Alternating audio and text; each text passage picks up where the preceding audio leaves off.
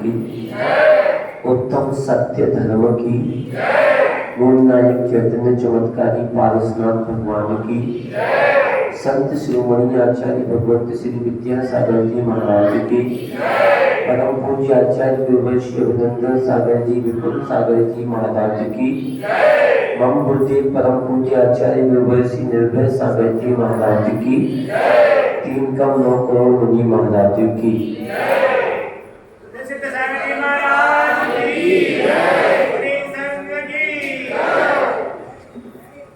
पर्युषण पर्व के 5 दिन व्यतीत हो गए।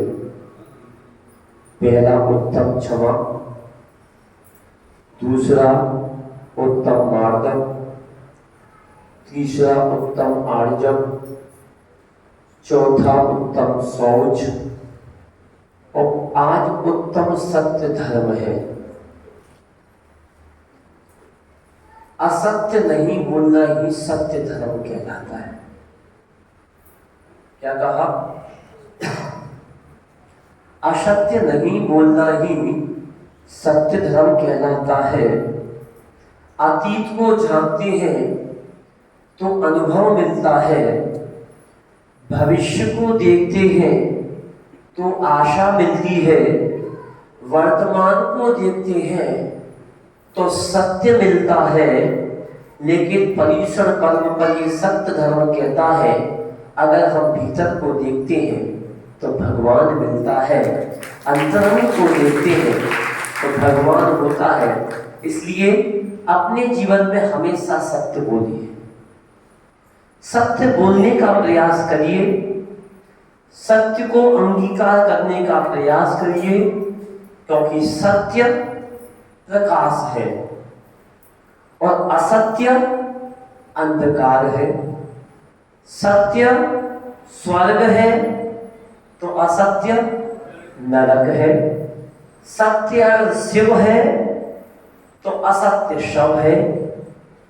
सत्य अगर मोक्ष है तो असत्य मौत है। सत्य अगर जीवन है तो सत्य मरण है, असत्य मरण है। अगर सत्य अगर देव है तो असत्य दानव है। सत्य अगर खुशबू है तो असत्य बदबू है। सत्य अगर अमृत है तो असत्य जहर है। अब आपको क्या अंगीकार करना चाहते हो? ज्ञानी व्यक्ति जो होता है, गाय के स्तन में दूध होता है और खून भी होता है। नाग के पास जहर भी होता है और नागमणि भी होती है। जो सत्यवादी जीव होता है वो दूध को ग्रहण करता है, नागमणि को ग्रहण करता है, और जो असत्यवादी होता है वो जहर को ग्रहण करता है और खून को ग्रहण करता है। आप कौन है? सत्य वचन, सत्य महाव्रत और सत्य अनुव्रत। कितनी चीजें हो गई? 3 चीजें हो गई। सत्य वचन तो वो होते हैं कि जैसा सुना है वैसा ही बोलना, ये तो सत्य वचन हो गया। जैसा है उसको 1 सत्य बोलना, वो कहलाता है सत्य अनुव्रत कहलाता है। और पूर्णता तुम्हारा क्या कहते हैं? असत्य का त्याग करना आजीवन, वो क्या कहलाता है? सत्य महाव्रत कहलाता है। सत्यानुव्रत वाला क्या कर सकता है? सत्य वचन वाला क्या कर सकता है?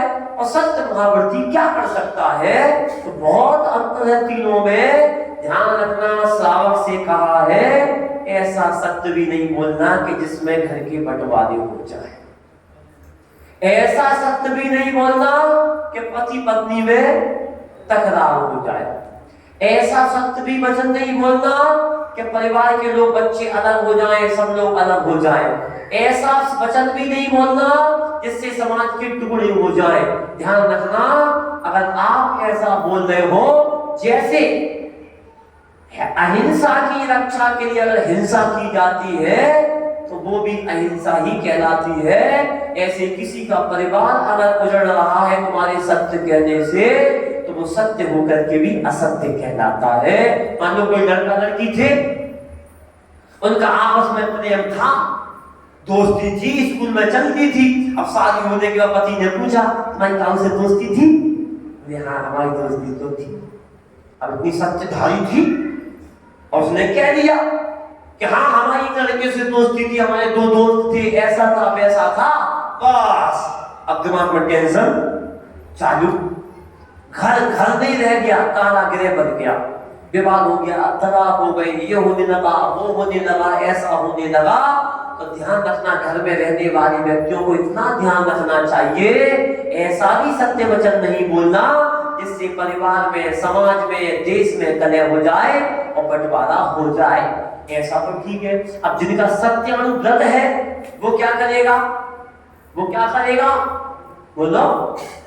वो ये करेगा कि मान लो एक शिकारी हाथ में चिड़िया लेकर के पकड़ा है और पकड़ने के बाद उससे कोई अगर पूछ रहा है कि ये चिड़िया मरी है कि जिंदा बताओ, कपड़े से ढकी हुई है, तो क्या बताएगा?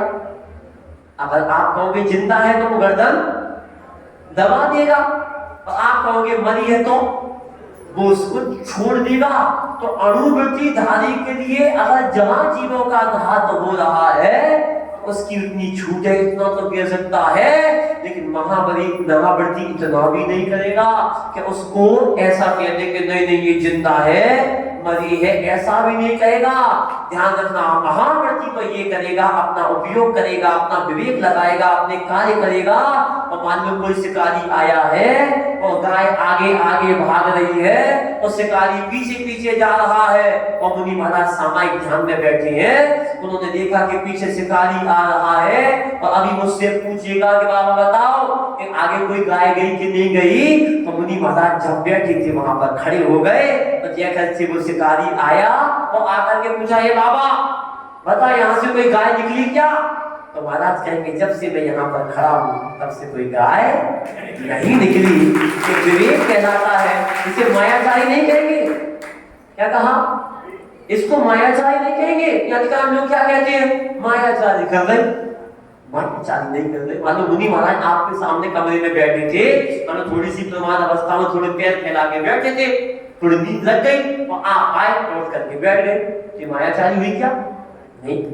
ये मुनि महाराज का विवेक है कि कोई सावक आ रहा है, कोई महिला आ रही है और लेटे भी है तो उठ करके बैठ जाते हैं। ऐसा नहीं कि वो महिला आई महाराज नमस्तु, हाँ हाँ आशीर्वाद, ऐसा नहीं करेंगे।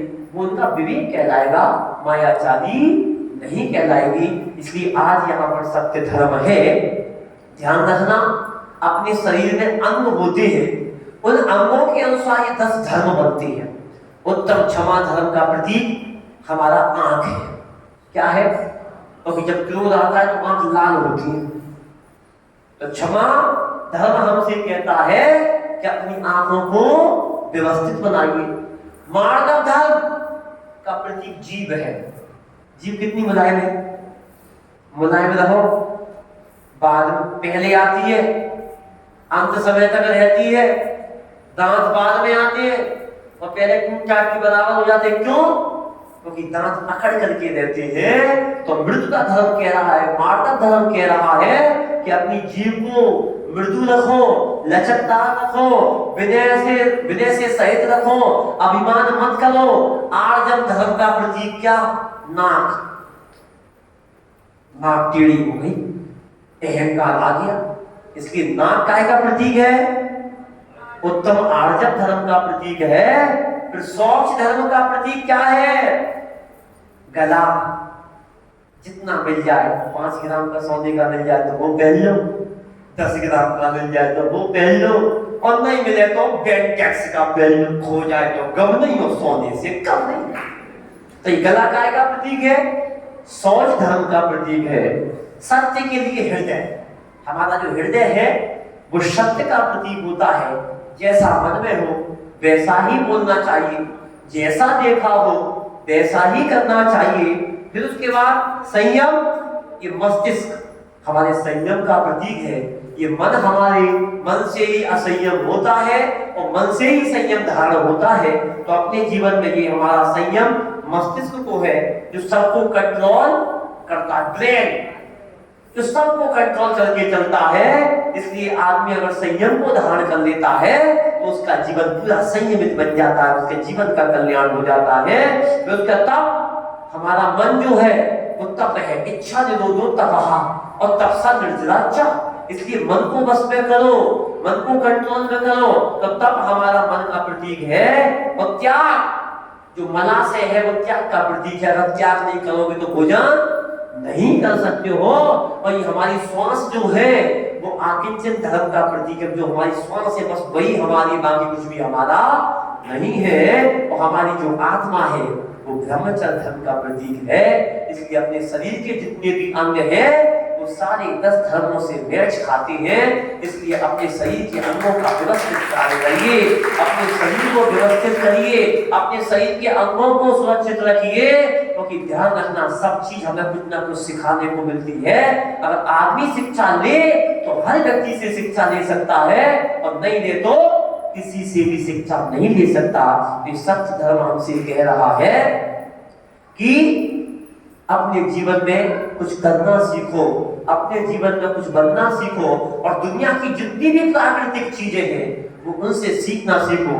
फूलों से तुम हंसना सीखो, भौरों से तुम गाना, सूरज की किरणों से सीखो, जगना और जगाना वायु के झोंकों से सीखो, बढ़ना और बढ़ाना दूध और पानी से सीखो, मिलकर प्रेम चढ़ा बढ़ाना और मेहंदी के पत्तों से सीखो, पिसकर रंग चढ़ाना और सुई और धागों से सीखो, बिछुड़े बंद मिलाना और फूलों की डाली से सीखो, फल आए झुक जाना और गुरुओं की वाणी से सीखो, अंतर ज्योति जगाना।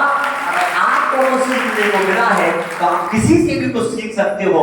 इसलिए अपनी आत्मा की ज्योति को जगाना है, इसके लिए सत्य धर्म हमारे बीच में आया है। और ध्यान रखना, आप पढ़ते हो कठिन वचन मत बोल, मीठो मीठो बोल था काहे बिगड़े, काहे बिगड़े था काहे बिगड़े, संसार किसी का घर नहीं, कब निकले प्राण मालूम नहीं। मीठा मीठा बोल था काहे बिगड़े, काहे बिगड़े था काहे बिगड़े, पढ़ते पढ़ते जीवन मेरा निकल गया, लेकिन मेरी समझ में ना आया। हम कह गए, हम बोल गए, हम भजन गा गए, लेकिन जीवन में मेरे ना उतरा, तो जीवन तेरा बेकार है। मीठा मीठा बोल था काहे बिगड़े, काहे बिगड़े था काहे बिगड़े। इसलिए सत्य धर्म कह रहा है, ध्यान रखना, खाने को मीठा मिले या ना मिले, लेकिन वाणी को मीठा रखिए। तो ध्यान रखना, अगर मीठा आदमी अगर कड़वा बोलता है तो दुत्कारा जाता है, और कड़वा आदमी अगर मीठा बोलता है तो पुचकारा जाता है। इसलिए ध्यान रखना, सकल से बधाई काले हो, लेकिन वाणी मीठी बोलना तो पुचकारे जाओगे, और सकल से अगर गोरे हो और वाणी अगर काली बोलोगे तो दुत्कारे जाओगे, पीटे जाओगे। इसलिए ध्यान रखना, जो सत्य धर्म को अंगीकार करता है, मीठे वचन बोलता है, उसका तो पैर पूजे जाते हैं, और जो क्या कहते हैं कड़वा बोलता है उसकी पीठ पूजी जाती है, पीठों पर पड़ते हैं। अब पीठ पुजवानी है या पैर पुजवाने हो तो सत्य धर्म को अंगीकार करने वाले की पैर पूजे जाते हैं, वो असत्य धर्म को अपनाने वाले को पैर नहीं पीठ पूजी जाती है। इसलिए ध्यान रखना, वाणी अगर मीठी है, वाणी अगर भारी है तो माल हल्का हो तो भारी वजन में बिक जाता है, और माल भारी हो और वाणी हल्की हो तो माल घर में रखा रखा सड़ जाता है। इसलिए हे बंधुओं, हे ज्ञानियों, अपने जीवन में मीठी वाणी बोलिए। मीठी वाणी बोलने से सारे काम होते हैं। ध्यान रखना, कोठी बड़ी हो, गाड़ी बड़ी हो, बंगला बड़ा हो, और ध्यान रखना अगर वाणी में मिठास नहीं है तो ध्यान रखना हिचकियां तो क्या चींटियां भी नहीं आती हैं, और वाणी में अगर मिठास है तो चींटियां भी आती है और हिचकियां भी आती है। इसलिए वाणी को मिठास याद रखो, घर के लोग भी याद करेंगे और बाहर के लोग भी आपको याद करेंगे। इसलिए अपनी वाणी में मिठास लाइए।